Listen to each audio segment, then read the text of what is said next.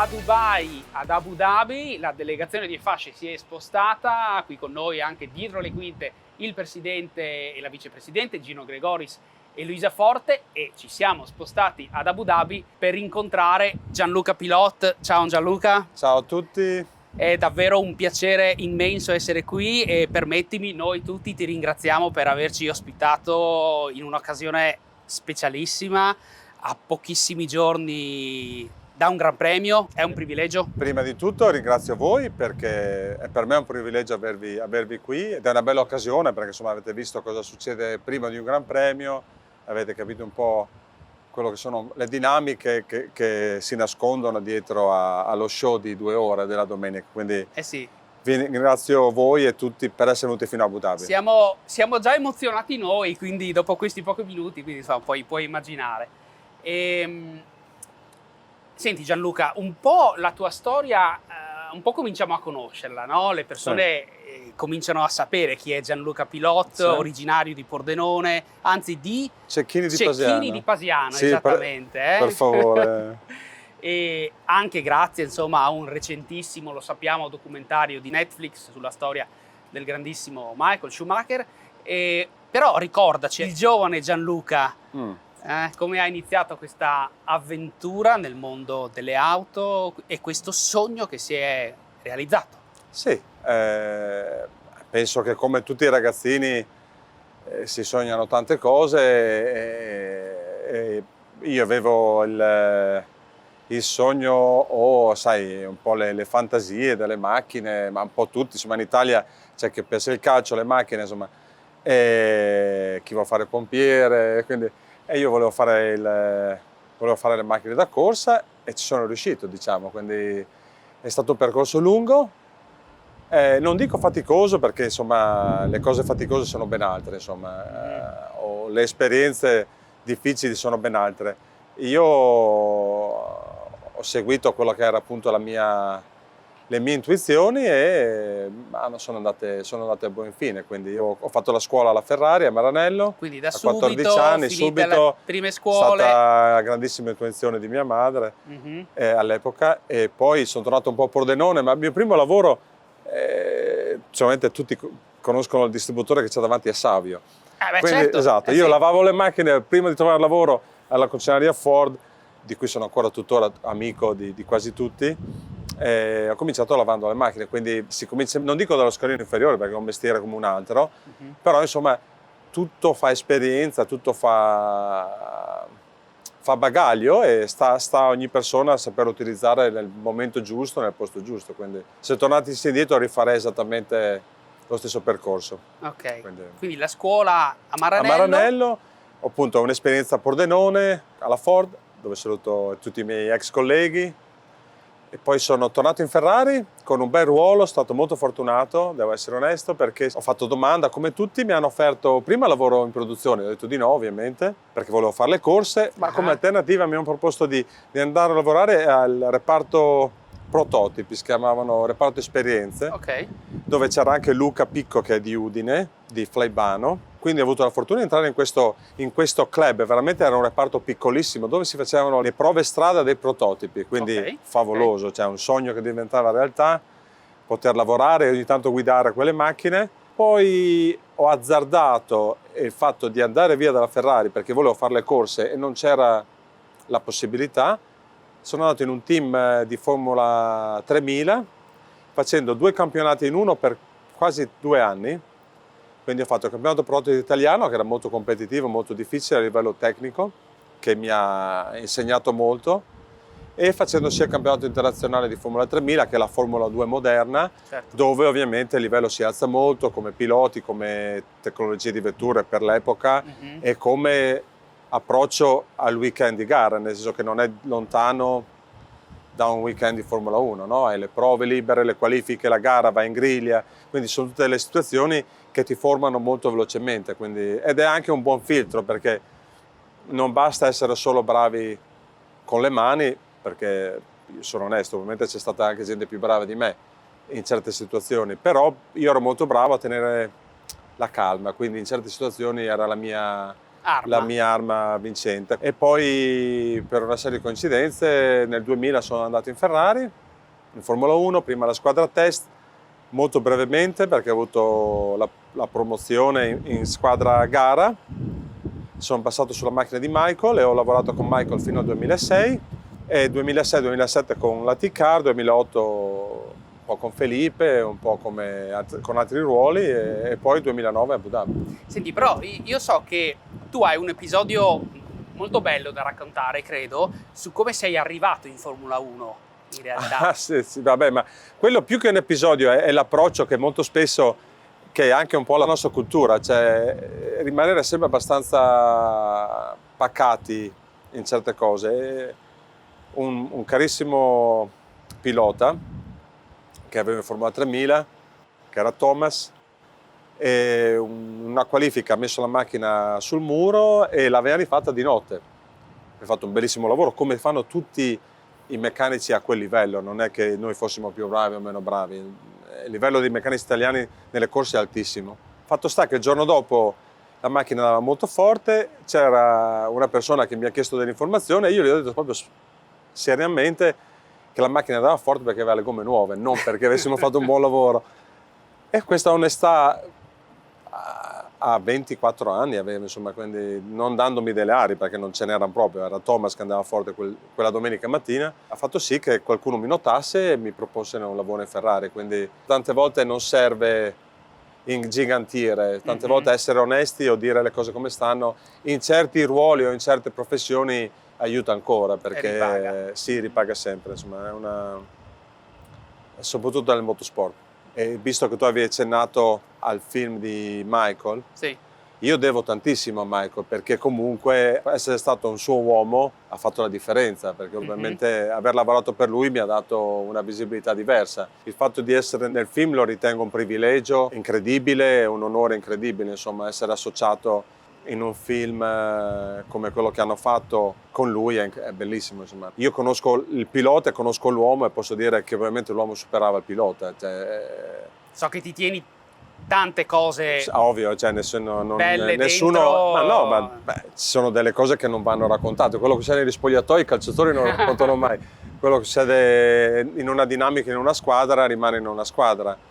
C'era un bellissimo ambiente, quindi raccontare non serve. Certo. I risultati hanno parlato. Senti Gianluca, 12 anni fa la tua avventura arriva qui. Arriva a Abu Dhabi per una serie di circostanze. È stato, non dico un salto nel buio, ma quasi. Però c'era la voglia di rilanciarsi, di provare qualcosa di diverso. E questo sembrava il terreno migliore. Sono arrivato a Abu Dhabi anche con l'Honda e con il curriculum di aver lavorato con una persona con un pilota come Michael. E anche qui devo dire, ho incontrato persone bellissime. Il CEO dell'epoca, Richard, il mio ex capo, che era Pepper, lo chiamavano, era una leggenda dei rally. A entrambi è piaciuto il mio modo di fare, quindi di lavorare sodo, di lavorare bene, di non perdersi in ciancerie. E quando abbiamo costruito la scuola, la Racing Academy, tutto quello che era un mondo nuovo per Abu Dhabi, che era il motorsport, ho trovato il mio angolo. E da lì sono cresciuto. Prima ero il responsabile dell'officina, poi sono diventato il manager. Adesso sono il responsabile di tutto quello che è veicolo e motorsport dal punto di vista della pista. Tutto ciò che si muove? Tutto ciò che ha una gomma, un motore, se c'è un problema chiamano me. Insomma, ho una squadra incredibile di ragazzi, sì, la Maria, Neil, Rodolfo, sono veramente, veramente in gamba. Abbiamo creato un bel gruppo e stiamo facendo quello che vedete, insomma. Sì.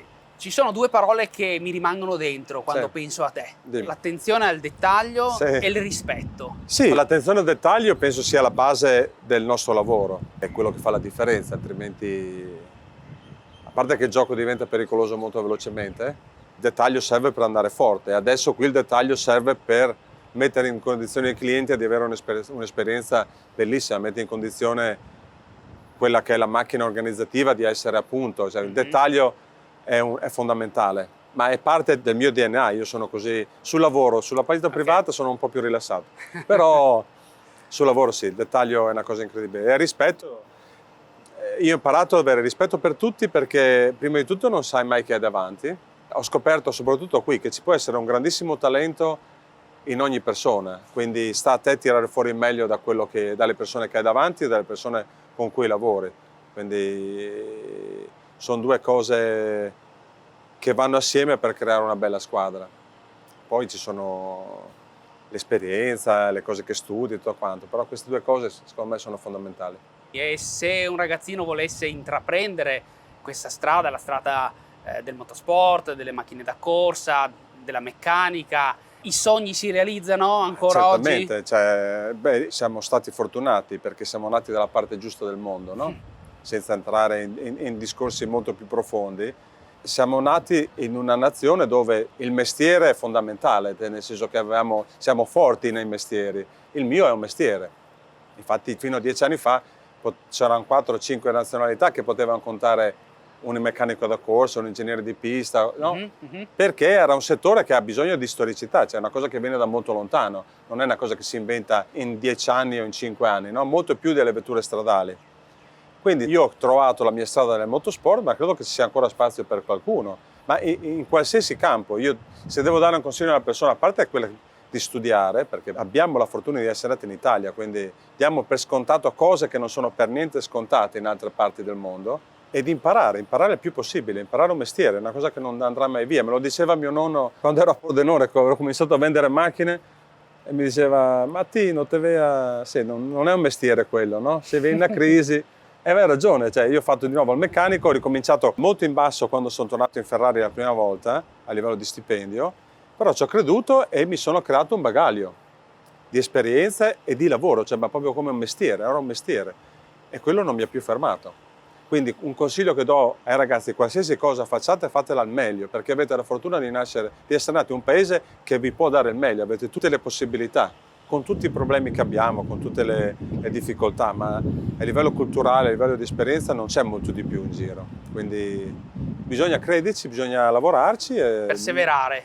Sì, diventa impossibile, insomma, andare avanti, imparare, non mollare alla prima difficoltà, non pensare che tutto sia veloce, ci vuole tempo, ci vuole costanza, non si fa niente in fretta, anche se il mondo è diventato molto più veloce, l'esperienza si accumula col tempo, anche sbagliando, però insomma se uno ha un obiettivo, e ci credo che ovviamente deve essere accessibile, ma niente è preponderato, essendo nato in Italia o in Europa ancora meno. Dicevamo prima, tra pochissimi giorni il tuo 12° Gran Premio. Sì, ad Abu Dhabi. Ad Abu Dhabi. In Formula 1 ne ha fatti certo. un 120, quindi sì, sempre bello, sempre emozionante. È una cosa unica, una cosa che vedi crescere da maggio con i budget, con la programmazione.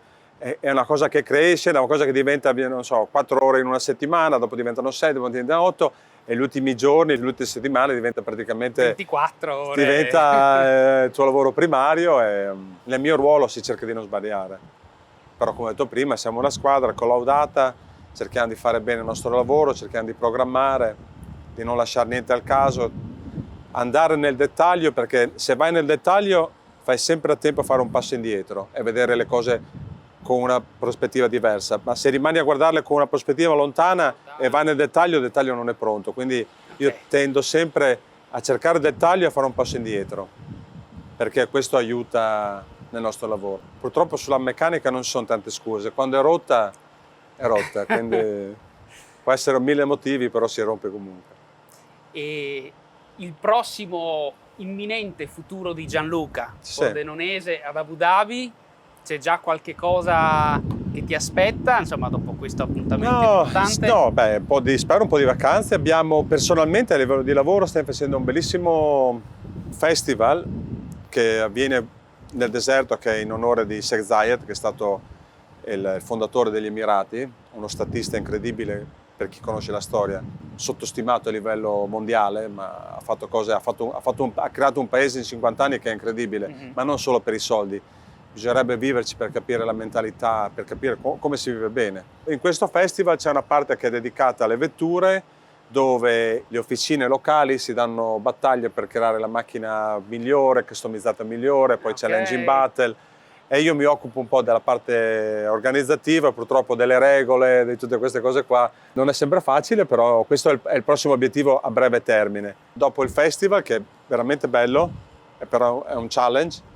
E stiamo sviluppando per le attività in pista per i clienti le vetture per il 2022. Abbiamo un progetto per aumentare la sicurezza in pista per i clienti, per evitare al minimo quello che possano essere i rischi nella pit lane. Quindi questo è uno studio che è cominciato quest'anno, finirà il prossimo anno.